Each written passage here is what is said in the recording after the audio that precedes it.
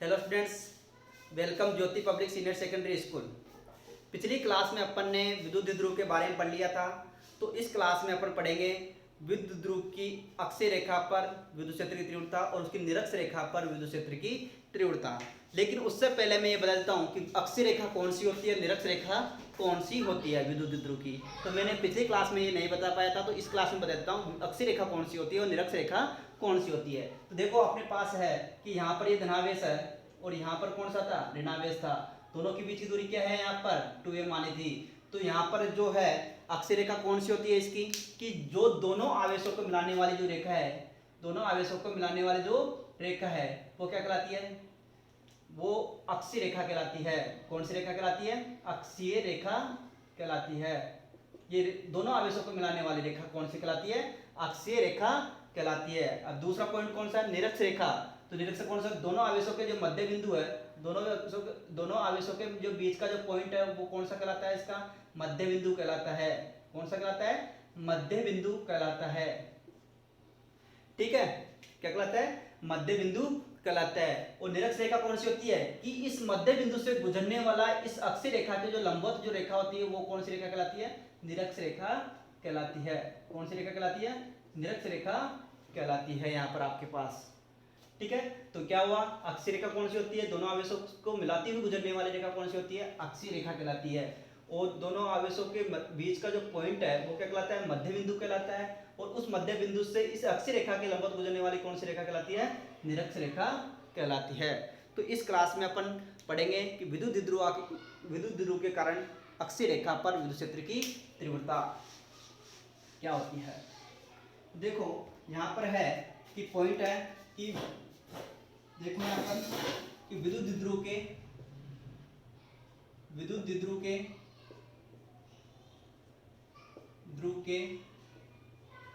अक्षीय रेखा पर या विद्युत ध्रुव की अक्षीय रेखा पर, कौन सी रेखा पर, अक्षीय रेखा पर विद्युत क्षेत्र की तीव्रता, विद्युत क्षेत्र की तीव्रता यहाँ पर पढ़ेंगे अपन कि अक्षीय रेखा पर उसकी विद्युत क्षेत्र की तीव्रता क्या होती है। तो देखो कि विद्युत ध्रुव की अक्षीय रेखा पर विद्युत क्षेत्र की तीव्रता क्या होती है। तो आपको मैंने अक्षीय रेखा के बारे में बता दिया था अभी कि दोनों आवेशों को मिलाने वाली रेखा कौन सी होती है, अक्षीय रेखा कहलाती है। तो यहाँ पर देखो विद्युत ध्रुव की यहाँ पर कौन सा है, ये धनावेश है। कौन सा है, धनावेश। और विद्युत ध्रुव में कौन सा हो तो दूसरा होता है, विजातीय होता है। कौन सा होता है, ऋणावेश है। दोनों के बीच की दूरी कौन सी मान ली अपने, 2a मान ली। कौन सी दूरी मान ली, 2a बिंदु मान ली। अब यहाँ पर इसको a पॉइंट दे दिया, इसको क्या नाम दे दिया, b पॉइंट दे दिया है। उन्हें क्या बोला कि विद्युत ध्रुव हो गया, कौन सा हो गया, विद्युत ध्रुव। और विद्युत ध्रुव की अक्षीय रेखा, अक्षीय रेखा कौन सी होती है, ये वाली रेखा।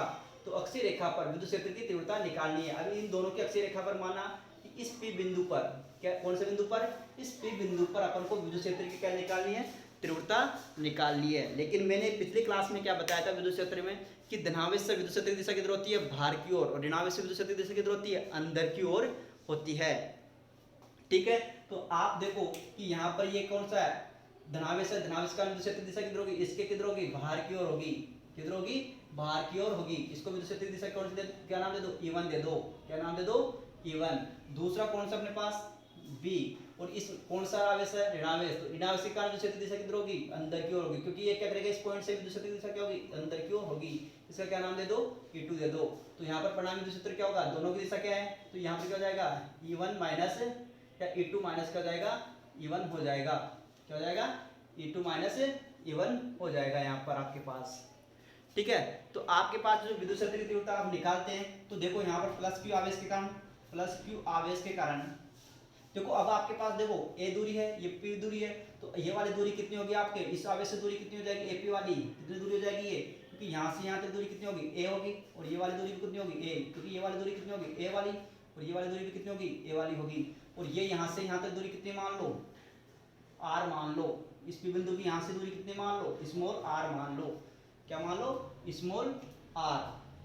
मध्य बिंदु से इस बिंदु की दूरी कितनी मान लो, स्मॉल r मान लो। तो यहाँ पर आपके पास क्या हो जाएगा, AP की दूरी कितनी हो जाएगी, इस A से इस P बिंदु की दूरी कितनी हो जाएगी, AP बराबर कितनी हो जाएगी आपके पास, क्योंकि यहाँ से यहाँ तक दूरी कितनी हो गई आपके पास, A। तो यहाँ से यहाँ तक दूरी कितनी है फिर R। तो टोटल दूरी कितनी हो जाएगी, A प्लस R हो जाएगी। कितनी हो जाएगी, A प्लस R हो जाएगी। और BP की दूरी कितनी हो जाएगी, इस BP की दूरी कितनी हो जाएगी आपके पास, बीपी की, क्योंकि यहाँ से बीपी, यहाँ से यहाँ तो दूरी निकालनी है, क्योंकि यहाँ से यहाँ तक दूरी कितनी है अपने पास स्मॉल आर, यहाँ से यहाँ तक दूरी कितनी है स्मॉल आर। तो ये वाले कम कर दो इसमें से आर में से, तो कौन सी बच जाएगी बीपी की दूरी बच जाएगी। तो यहाँ पर क्या हो जाएगा आर में से क्या कर दो माइनस का ए कम कर दो, क्योंकि ये वाली दूरी कम कर दो तो ये वाली दूरी बच जाएगी आपके पास। तो बीपी की दूरी कौन सी हो जाएगी आर माइनस ए। बीपी कौन सी है इस माइनस क्यू आवेश की दूरी है। तो यहाँ पर आपके पास फॉर्मूला होगा, तो यहाँ पर देखो प्लस क्यू आवेश के कारण, प्लस क्यू आवेश के कारण, क्यू आवेश के कारण पी बिंदु पर,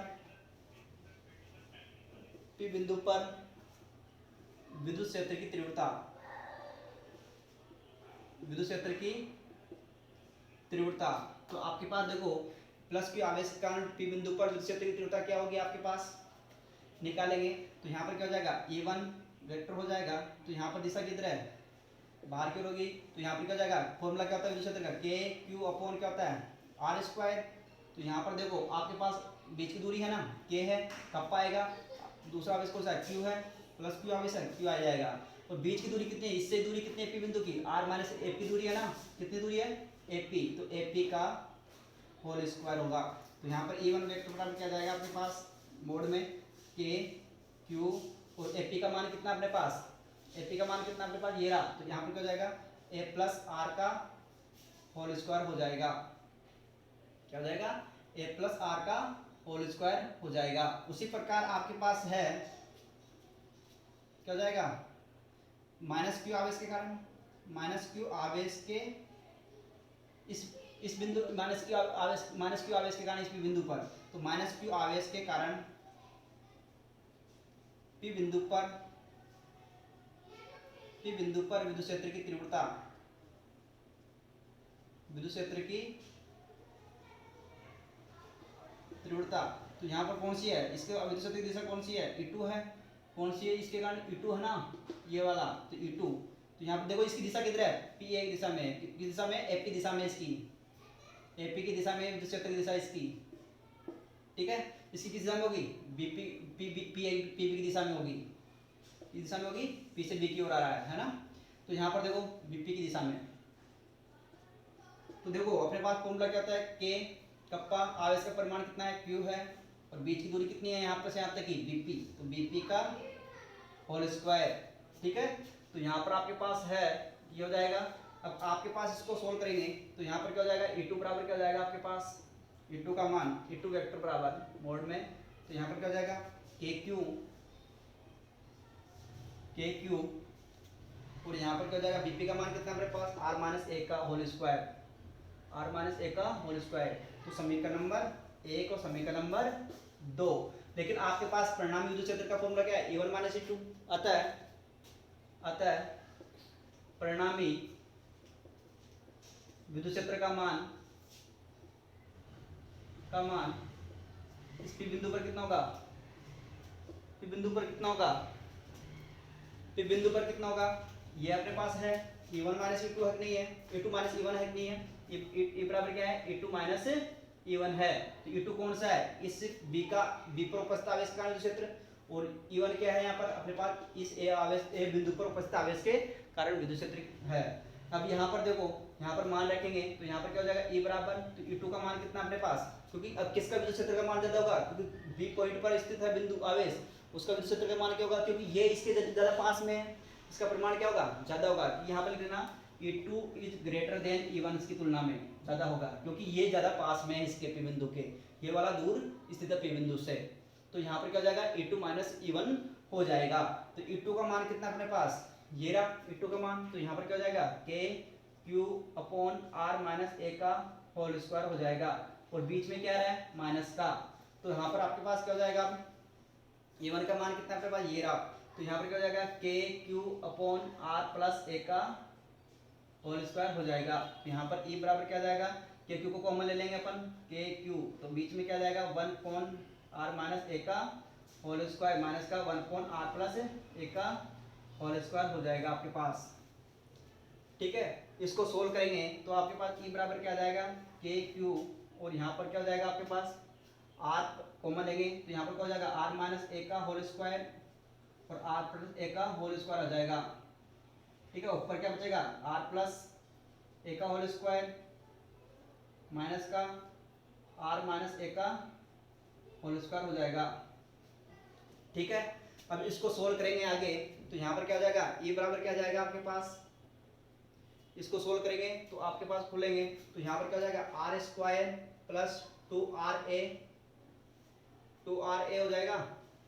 ठीक है, क्या हो जाएगा 2RA, इसको खोलेंगे ना, 2RA प्लस ए स्क्वायर, फिर माइनस का, फिर यहाँ पर इसको कौन से खोलेंगे, इस वाले को खोलेंगे, तो यहाँ पर क्या हो जाएगा आर स्क्वायर माइनस का 2RA प्लस का ए स्क्वायर अपॉन क्या हो जाएगा, इन दोनों का क्या हो जाएगा, ये क्या हो जाएगा आर माइनस ए और आर प्लस ए, इसका क्या हो जाएगा, इसको सोल्व करोगे तो यहाँ पर क्या हो जाएगा कि आर स्क्वायर माइनस ए स्क्वायर आ जाएगा। सोल्व करो, देखो कैसे होगा, क्योंकि देखो आर माइनस ए स्क्वायर का क्या होता है, आर माइनस ए का और आर प्लस ए का होल स्क्वायर हो जाएगा। यहाँ पर खोलेंगे तो नहीं, इसका देखो कैसे होगा, इसको सोल्व करो पहले, तो आर माइनस ए और आर माइनस ए खोलो, खोल दे दो बार, आर प्लस ए को खोलो, तो आर प्लस ए और आर प्लस ए होता नहीं दो बार, तो यहाँ पर आर ये क्या हो जाता है, आर स्क्वायर माइनस ए स्क्वायर होता ही नहीं होता, तो यहाँ पर क्या हो जाएगा आर स्क्वायर माइनस ए स्क्वायर होगा नहीं होगा, तो यहाँ पर क्या हो जाएगा आर स्क्वायर माइनस ए स्क्वायर का होल स्क्वायर होगा नहीं होगा, तो यहाँ पर मान रख दो, इसका मान यहाँ पर रख दो ये वाला, तो यहाँ पर क्या हो जाएगा आर स्क्वायर माइनस ए स्क्वायर का होल स्क्वायर। तो यहाँ पर सोल्व करेंगे तो यहाँ पर आप देखो कि जब ये ब्रैकेट खोलेंगे तो आर स्क्वायर प्लस का 2RA प्लस का ए स्क्वायर, अब ये माइनस का अंदर जाएगा, तो आर स्क्वायर प्लस का 2RA प्लस माइनस का क्या हो जाएगा ए स्क्वायर हो जाएगा, नीचे क्या आएगा आर स्क्वायर माइनस का ए स्क्वायर हो जाएगा। तो सोल्व करेंगे तो यहाँ पर क्या हो जाएगा आर स्क्वायर से आर स्क्वायर कट जाएगा, ए स्क्वायर से ए स्क्वायर कट जाएगा, तो यहाँ पर क्या बचेगा आपके पास 2RA कितना हो गया 4RA हो जाएगा, और यहाँ पर क्या बचेगा, यहाँ पर क्या बचेगा आपके पास, यहाँ पर क्या बच जाएगा आपके पास आर स्क्वायर माइनस का ए स्क्वायर हो जाएगा। लेकिन थोड़ी सी मिस्टेक क्या हो गई आपके पास, क्योंकि यहाँ पर अपने पास ये तो सोल्व कर लिया, लेकिन जो बाहर का के क्यू तो वो तो रखा ही नहीं अपन ने, तो यहाँ पर इसको भी रखो, ये हो गया, तो यहाँ पर क्या था ये ई बराबर के क्यू था, यहाँ पर भी आएगा वो,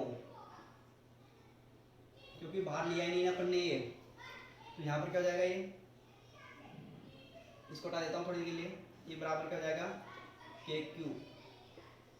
ठीक है, तो यहाँ पर सोल्व करेंगे तो e बराबर क्या हो जाएगा के क्यू, और क्या हो जाएगा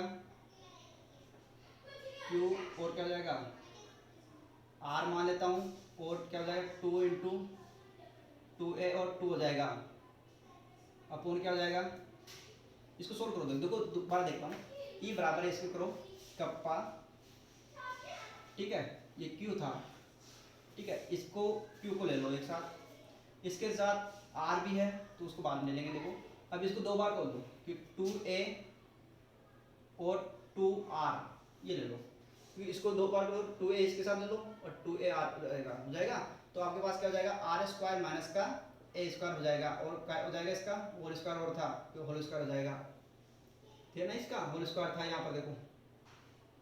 ठीक है, अब इसको सोल्व किया तो आपके पास e बराबर क्या जाएगा आपके पास, आपको पता है विद्युत द्रव्यमान फॉर्मूला क्या होता है, ये वाला होता है, तो यहाँ पर क्या हो जाएगा के पी 2r हो जाएगा, और यहाँ पर क्या हो जाएगा आर स्क्वायर माइनस का ए स्क्वायर का होल स्क्वायर हो जाएगा, तो यहाँ पर क्या जाएगा आपके पास e बराबर 2 या आगे आ जाएगा 2kpr upon r minus r square minus ए स्क्वायर का होल स्क्वायर हो जाएगा। अब आपके पास देखो अगर मान लो इस a का मान इस लेस देन क्या हो r हो, तो यहाँ पर क्या हो जाएगा a का मान क्या हो जाएगा 0, तो यहाँ पर क्या हो जाएगा आपके पास e बराबर क्या हो जाएगा 2kpr अपॉन r4 हो जाएगा, तो एक से कट जाएगा, तो यहाँ पर क्या हो जाएगा ये e बराबर क्या हो जाएगा 2kp अपॉन ये p था ना, यहाँ पर p हो गया था ना के, ये p और ये हो गया था r, तो r कट जाएगा यहाँ से, यहाँ पर क्या हो जाएगा r³ आ जाएगा, तो आपके पास विद्युत क्षेत्र का मान फॉर्मूला इस तरह से आ जाएगा विद्युत द्विध्रुव की अक्षीय रेखा पर विद्युत क्षेत्र की तीव्रता निकालने का। ठीक है, तो ये वीडियो आपको अच्छा लगे तो लाइक करना, सब्सक्राइब करना। थैंक यू, धन्यवाद।